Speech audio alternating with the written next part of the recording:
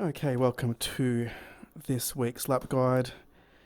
We are, of course, in the iRacing Grand Prix Legends Lotus 49, and this week we are at Bathurst, Mount Panorama.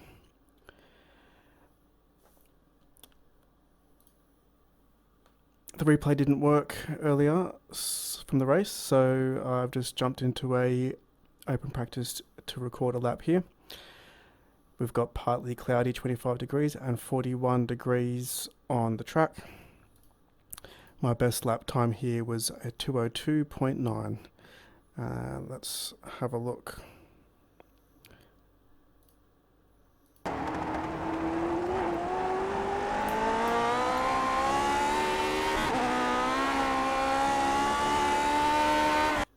Okay, so my brake marker is the 100 board, and you usually have to brake a little bit before it. And I'm using a John Olsen setup shared on Discord. We will brake down to second gear.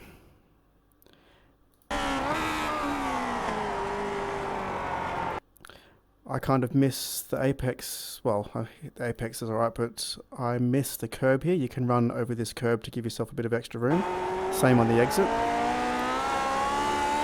But I keep it nice and clean there.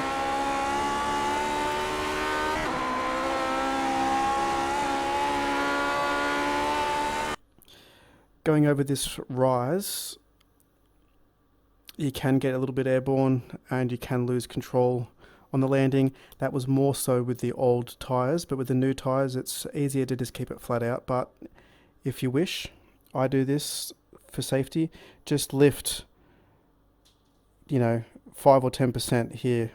You won't lose any speed and it'll keep the car from crashing, and we'll do that on the back straight too.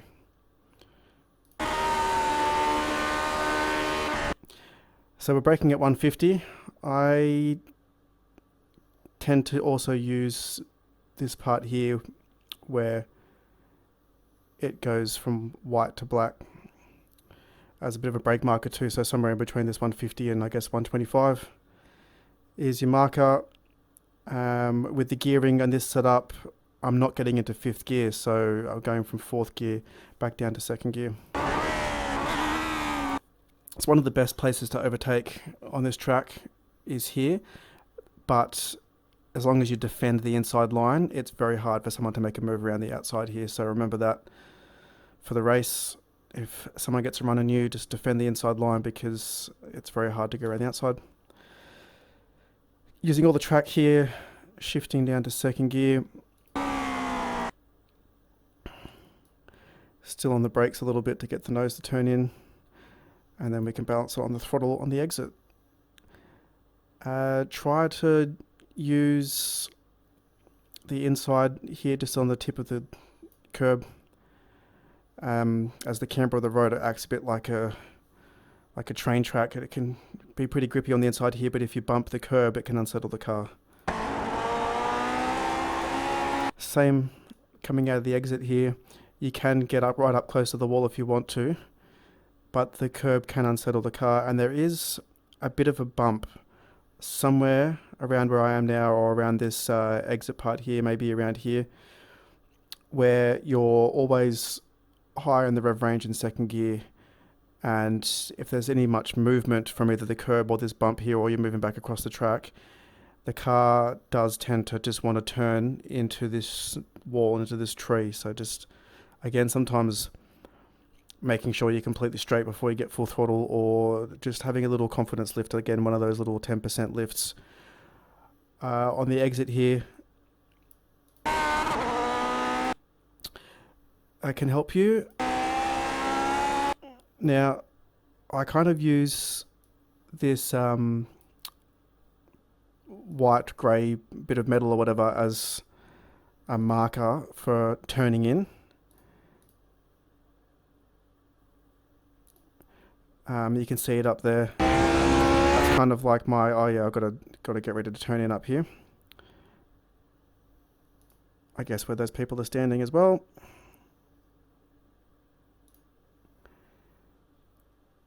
And it's very important this corner. You can get a lot of time here and lose it as well.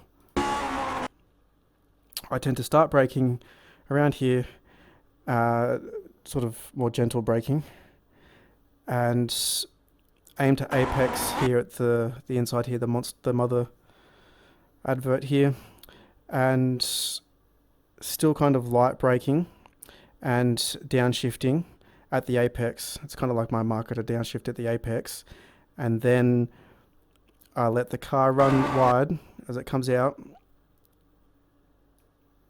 as I track out, and as I'm tracking out, I guess I'm trying to brake harder in a straight line out towards the tyre power advertisements, out to this white line, and I'm still braking all the way in, and then we start to trail brake as we get in, down to second gear of course, and now I'm actually on the throttle, and I'm really aiming to get as close to this wall as possible. I don't go all the way out. I don't track all the way out to the wall on the exit. This is just because I think it's really traction limited here. It's very easy to spin up the rear wheels here, and we're going to start to get into really bumpy areas, so it's a lot of on and off the throttle. Okay, so I've just lifted here as I go over this, up this crest. I'm not going full throttle. It's just too bumpy. There's some random bumps here which will spin you out. Okay, I have actually experimented here with staying in second gear through this right-hander up here. I think it's an important corner where you can get a lot of time.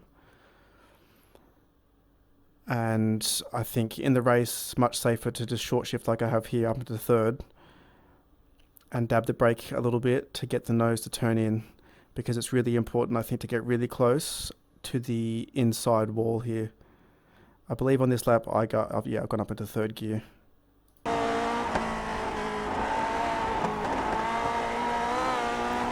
Again, we're not going full throttle because of all these bumps. This part's tricky. Again, look, there's a bit of oversteer over these bumps. And at this point, I'm starting to, I think it's best to stay in the middle of the track. And you're aiming for the Etihad sign out there. And you have to lift, and the car will just naturally rotate and head out towards the wall. It's one of the scariest parts of the track. You can easily just spin out here on a bump because you're too far to the left or too far to the right. So I'm just lifting here as we come down, and as you can see, the car is rotating. And then I do bring on the brakes a little bit to get ready to put the weight of the car, settle the car a bit towards the front for the left-hander coming up. The fast guys will be all the way out over that white line, and turning in over the top of these rain gutters. On and off the throttle through this corner. Again, the fastest guys will be out up against the wall. I did glance the wall on my qualifying lap, so it invalidated it, 0x. So don't touch the walls on your qualifying laps. Just as I'm cresting the hill here, on the uphill, I dab the brakes a bit to shave off some speed, and again to get the front loaded up. And then the car, as it comes down, it's going to naturally want to start sliding.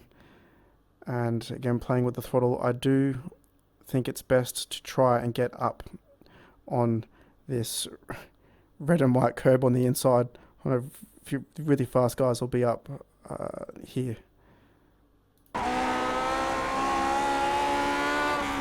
This is another tricky one. You go by feel, there's no real brake marker, but basically after this wall goes black,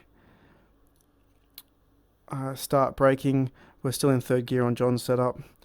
I'm using a bit of throttle and brake to just keep the car stable, and then you want to apex around here, of course, and go back down to second gear at the same time. That's kind of my marker, is this kind of apex second gear. If you can get it that you're coming in, shaving off speed, and you come past this section here before you start doing your really heavy braking, I think that's the fastest way to do it. You can climb up all over these curbs, of course.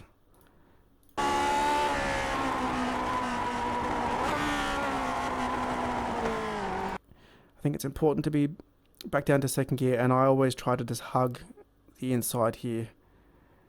I don't want to drift out too far. It's a bit slippy out there, but then you're not on the right line for the next part. So I find I just, as much as I can, instead of double apexing this one, just one long corner, get as close to the walls as you can as possible, hug it all the way, and then aim to hit this Cooper's sign. As you can see here, it looks like I'm on the right line to hit it, and the nature of the track, you're going to just miss it,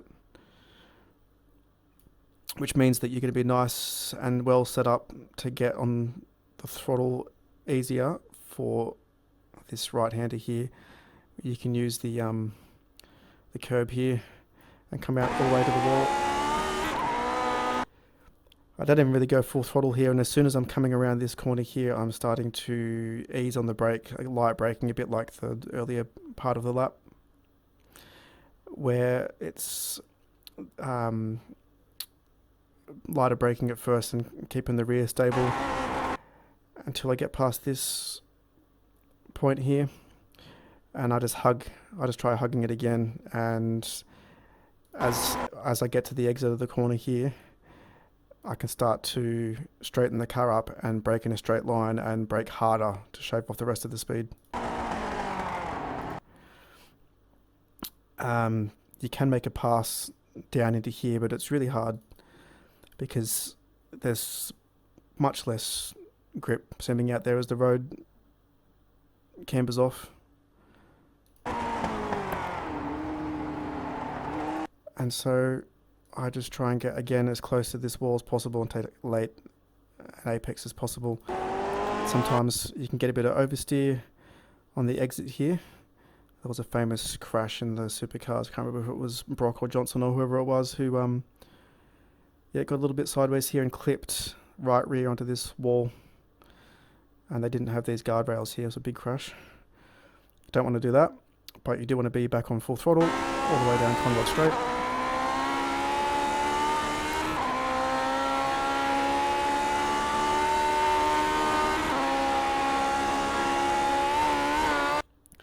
As you start to go over those little bumps, you can hear the revs rising, the car bouncing. That's when you want to do your little lift for safety, just 5 or 10% on the throttle there.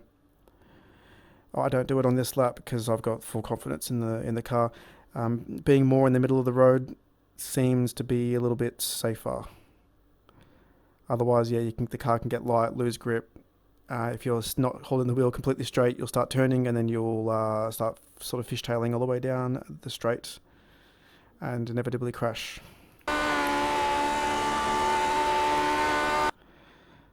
I start aiming to use this bit of tarmac here. I didn't really get any 1Xs here, but you probably could if you were over here more. But you don't need to be, you can just drive where I have here. And now I'm starting to aim for that apex there, and I believe I brake a little bit just to slow the car down and to get it settled and turned in. Yep, as you can see there, a bit of brake. And I'm back on the throttle again a little bit. And now I can kind of straight line it from here. And I am braking all the way, but I will brake heavier once I get to 150.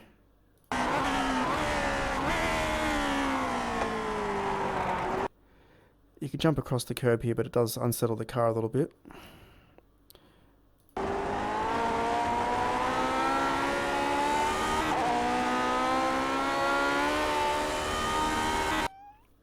And then for me, the car's about to hit the rev limit in third gear, and that's sort of my marker to brake and go down to second gear, but you can also use the 100 board and the ripple strips there on the left. If you're doing an overtake move, that's the absolute latest you want to brake. Try not to clobber over this curb. It's a really high curb and it unsettles the car. That's not the fastest way through.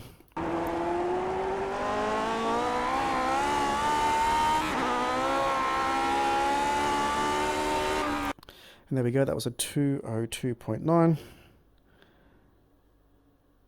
And we will watch it again uninterrupted from the cockpit.